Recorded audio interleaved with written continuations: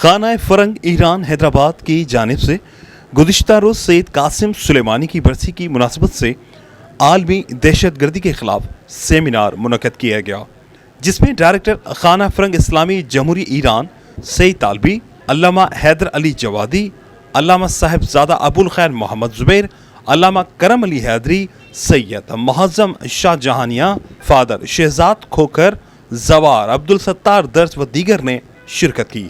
Seminar میں عالمی دہشت گردی کے مزاحمتی علم برداروں کو خراج تحسین پیش کیا گیا اور شہید قاسم سلیمانی کی برسی منائی گئی۔ فرنگ ایران میں یہ محفل مذاکرہ کا انعقاد ہوا تھا۔ عالمی دہشت گردی کے مقابلے میں جو اس کی مقاومت کر رہے ہیں، اس کا مقابلہ کر رہے ہیں جو لوگ، یہ عنوان تھا اس کا۔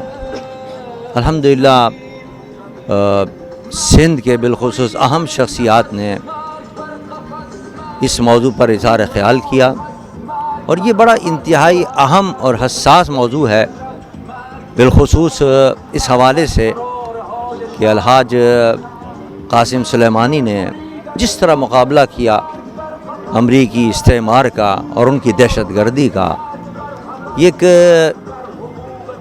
نشانی ہے تمام مسلمانوں کے لیے کہ وہ نہ ڈریں امریکہ کی استعماریت سے، اس کی طاقت سے، اس کی قوت سے، اس کے مقابلے کے اندر آئیں اور اس کا مقابلہ کریں۔ یقیناً اللہ کا وعدہ ہے کہ حق جو ہے وہ غالب ہو کر رہے گا۔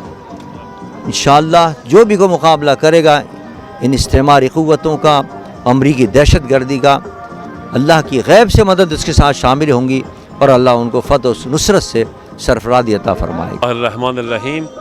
امروز ما جمع شدیم که یاد مردانی رو زنده بداریم که برای دفاع از مستضعفان قیام کردند و پرچمدار مبارزه با تروریسم جهانی بودند. شهید حاج قاسم سلیمانی و شهید ابو مهدی المهندس که از ملت‌های مسلمان در ایران و پاکستان و افغانستان و یمن و لبنان و فلسطین و سوریه دفاع کردند.